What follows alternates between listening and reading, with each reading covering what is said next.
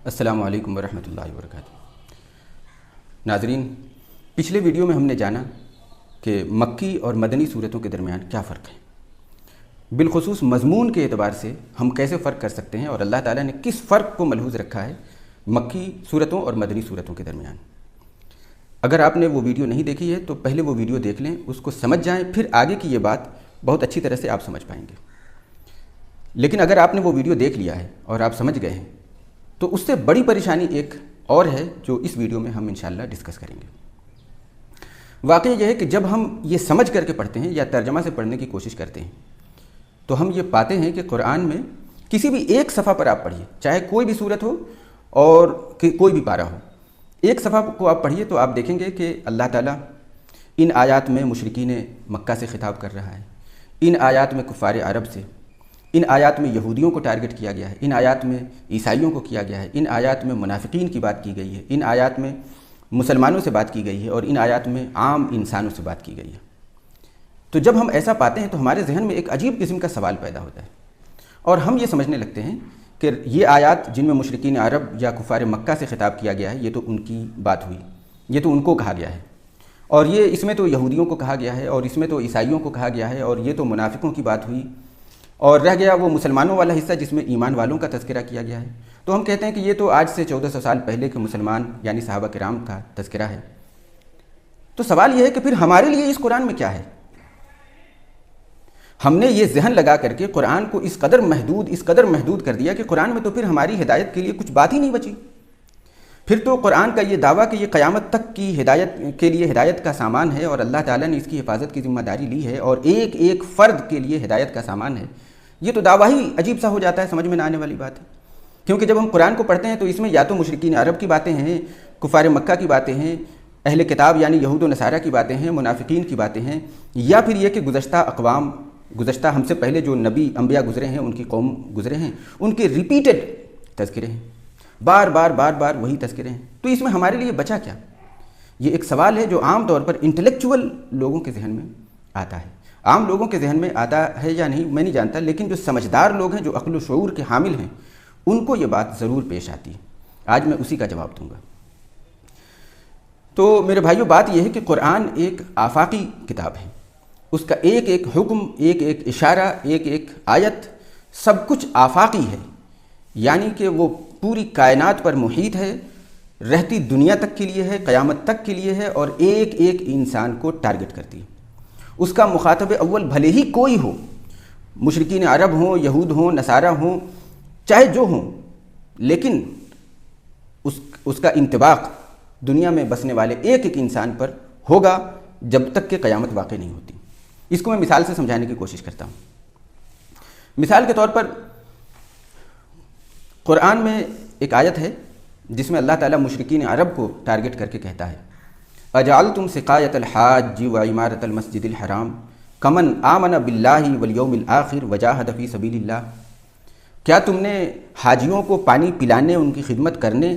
اور خانہ کعبہ کی دیکھ بھال کر دینے کو ہی سب کچھ سمجھ رکھا ہے؟ کیا تم نے اپنے اس عمل کو ان لوگوں کے عمل جیسا بنا رکھا ہے جو ایمان لائے اللہ پر، آخرت کے دن پر، اور جنہوں نے جہاد کیا اللہ کے دین کے لیے؟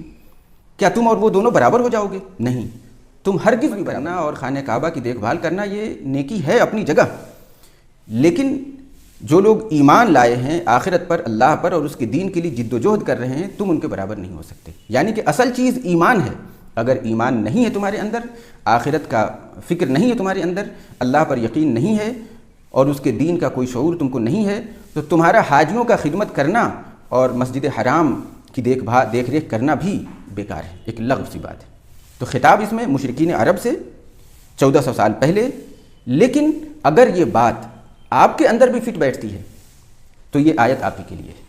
یعنی کہ اگر آپ بھی وہی ذہن رکھتے ہیں کہ بس مسجد کی خدمت کر لی، مسجد میں کچھ پیسے دے دیے، مسجد بنوا دیا، نمازیوں کے لیے اے سی لگوا دیے، پنکھے لگوا دیے، کبھی من کیا تو حج عمرہ کر کے چلے آئے اور بس ہو گیا، دین ہو گیا پورا،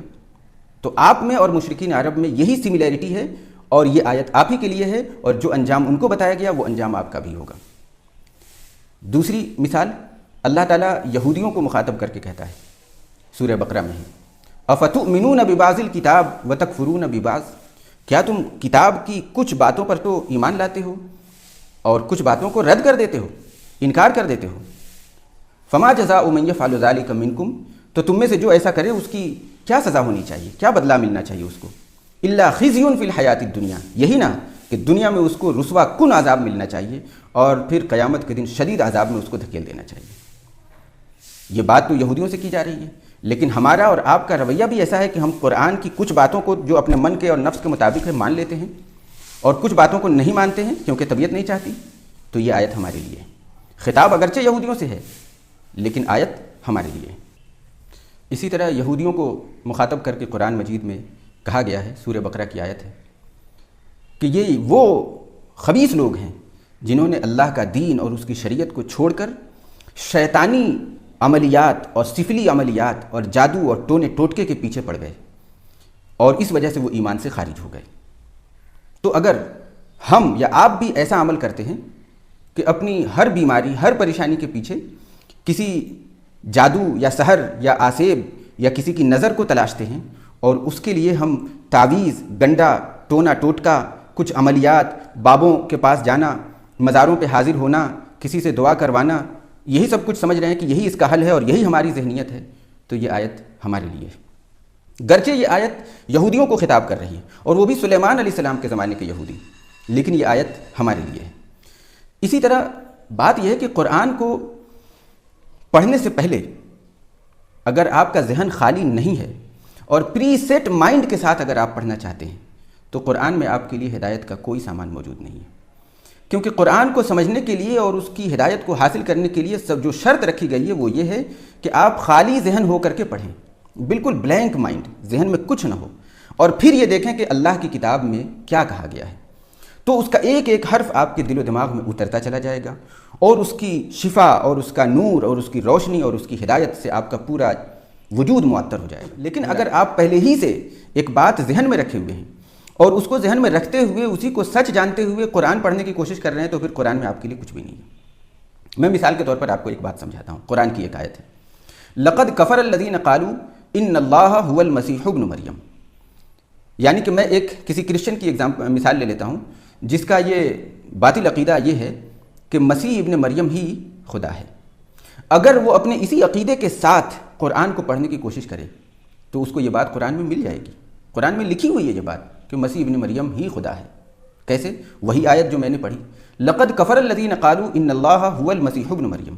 اللہ تعالیٰ فرماتا ہے کہ یقیناً ان لوگوں نے بدترین قسم کا کفر کیا ہے جو یہ کہتے ہیں کہ مسیح ابن مریم خدا ہے۔ تو اگر اس کا پہلا جملہ نکال دیں کہ وہ لوگ ان لوگوں نے بدترین کفر کیا جو لوگ یہ کہتے ہیں، اتنا کو اگر ہم کاٹ دیں تو کیا بچتا ہے؟ یہی تو بچا کہ مسیح ابن مریم ہی خدا ہے۔ یہ ہے انجام پری سیٹ مائنڈ کے ساتھ قرآن مجید کو پڑھنے کا۔ لیکن جب ہم قرآن مجید کو خالی الذہن ہو کر کے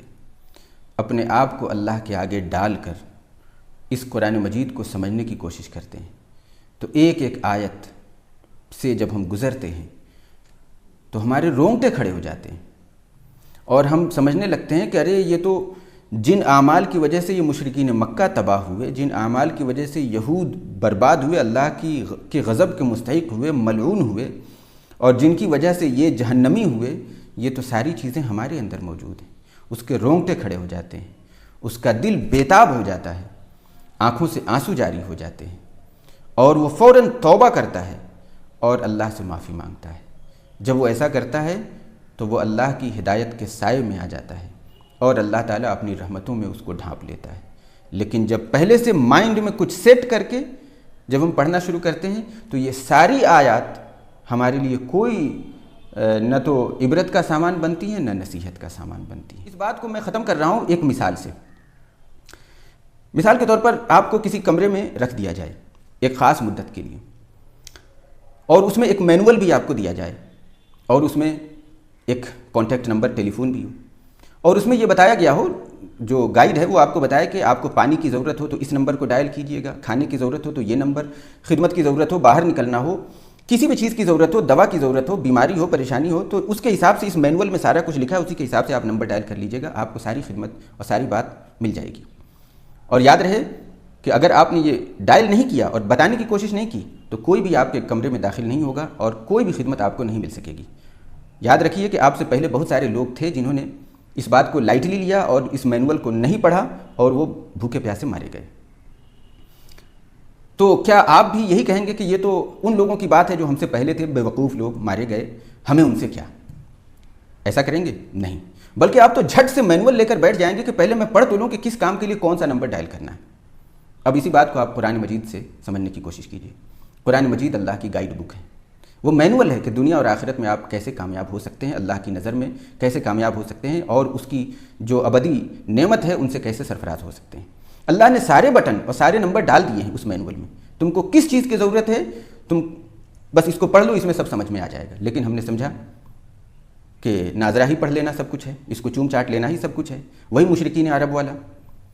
کہ بس خانہ کعبہ کی خدمت ہی سب کچھ ہے۔ قرآن مجید کو مخمل والا جزودان لگا دیا، چوم لیا، کلیجے سے لگا دیا اور وہ ایک دم اوپر اٹھا کر کے رکھ دیا، ہو گیا سب کچھ۔ تو ایسا نہیں ہے۔ یہی چیز ہے جس کی وجہ سے ہم نہ صرف یہ کہ اللہ کے کلام سے دور ہیں بلکہ اللہ کی ذات سے بھی دور ہیں اور اس کی ہدایت سے بھی دور ہیں۔ اور یہاں پر کچھ ایسے لوگ بھی ہیں جو اس طرح کا کردار کرتے ہیں جن کو اللہ تعالیٰ نے تھوڑا سا علم دیا ہے۔ جب عوام کو سمجھانے کی کوشش کی جاتی ہے کہ دیکھو تمہارا یہ عمل بالکل وہی عمل ہے جو مشرکین مکہ کا تھا، یا وہی عمل ہے جو یہودیوں کا تھا، وہی عمل ہے جو منافقوں کا تھا، تو دیکھو منافقوں کے بارے میں اللہ تعالیٰ کیا کہہ رہا ہے، توبہ کرو، تو ہمارے کچھ خبط الحواس لوگ یہ کہنے لگتے ہیں کہ آپ نے یہ بات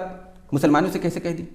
یہ بات تو مشرکوں کے لیے ہے، یہ بات تو منافقوں کے لیے ہے، یہ تو یہودیوں کے لیے بات ہے، یہ تو آپ قرآن کو توڑ مروڑ کے پیش کر رہے ہیں۔ یہی وہ ذہن ہے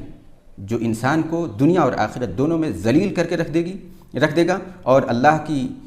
جو نعمتیں ہیں ان سے کبھی سرفراز نہیں ہونے دے گا اور جہنم کا مستحق بنا دے گا۔ اللہ تعالی ہمیں سمجھنے کی توفیق عطا فرمائے۔